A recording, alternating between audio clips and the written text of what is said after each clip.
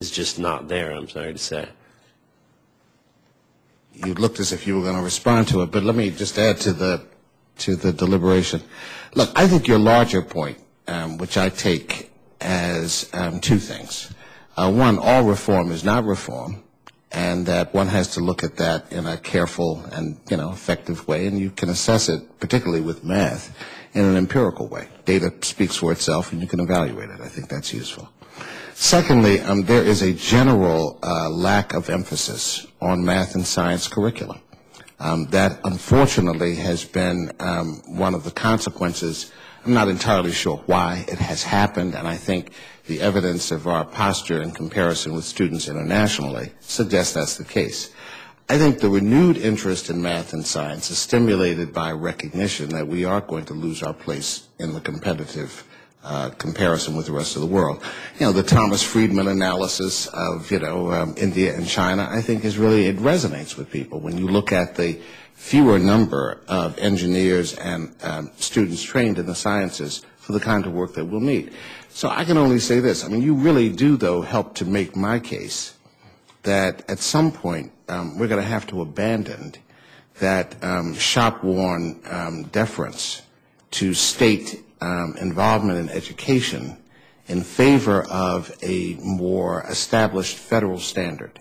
If I felt that states were capable unto themselves of providing equal educational opportunity for the majority of students in their state, I would defer to state involvement, because I think that smaller government in many ways works better.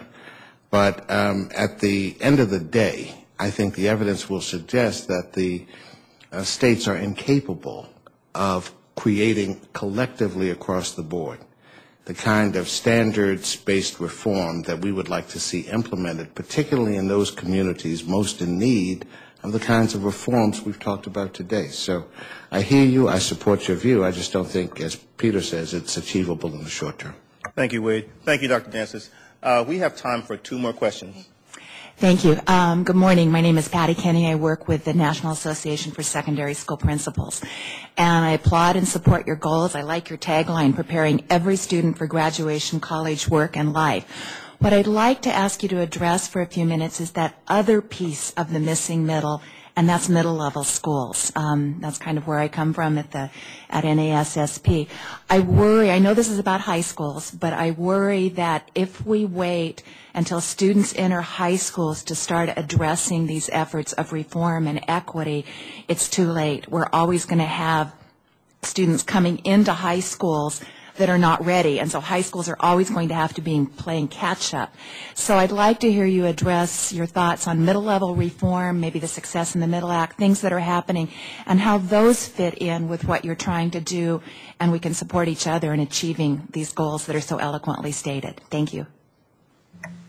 That's a tremendous point, and especially for the Latino student population. I mean, what you see is that the gap actually widens between grades 4 and 8, and that many Latino students would be unprepared without significant remediation and the freshman level. And I think the Success in the Middle Act, the Raul Grijalva piece of legislation, is something that MALDEF has supported. I think I don't know if the campaign has yet formally supported, but I think many of the organizations is a part of it. And I have an understanding as well that it will be incorporated in the draft reauthorization, or in the reauthorization bill in the House side. And so, there are many components I think that we would lose if we don't move this process forward, and that middle school focus is one of them.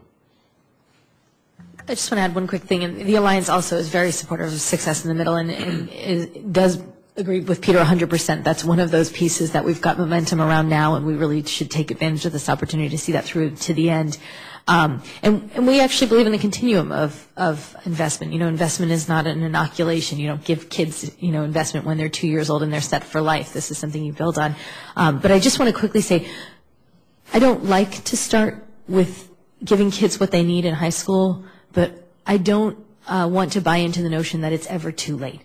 I actually do know, not just believe, but know based on research that you can bring kids who are very far behind when they come into ninth grade through to a college-ready graduation with all the right supports and structures in place. So I think we need to start early. I think we need to make sure we don't skip the middle school piece, but we can never assume it's going to be too late to invest in making education right for kids.